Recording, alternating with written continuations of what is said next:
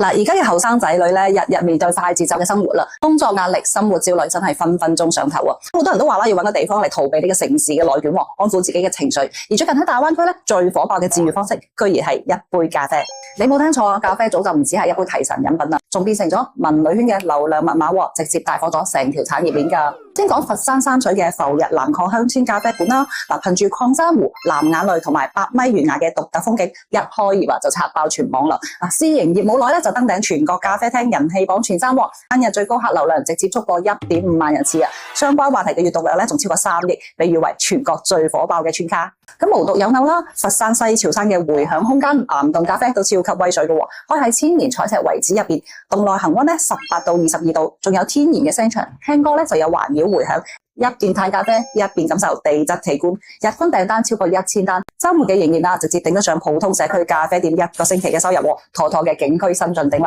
咁好多人好奇啦，點解大家會寧願嘥呢個車程去鄉村去岩洞飲咖啡呢？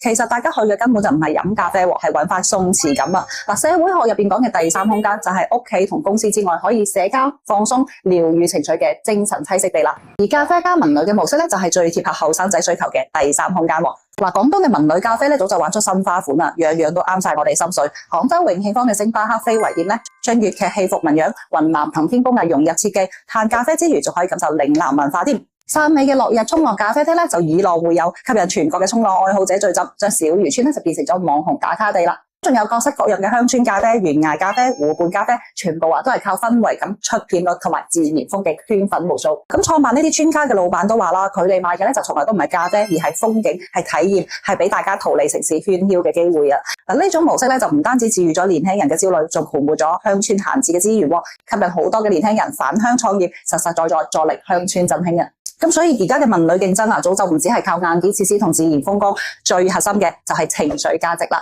可以安撫人心，俾到鬆弛感同歸屬感嘅空間，先至係真正嘅流量王啊！下次壓力大嘅時候，唔使逼自己硬撐嘅，搵一間有特色嘅咖啡小店，飲杯咖啡，吹下風，影張相，俾自己放個小假，其實治癒就係咁簡單啦。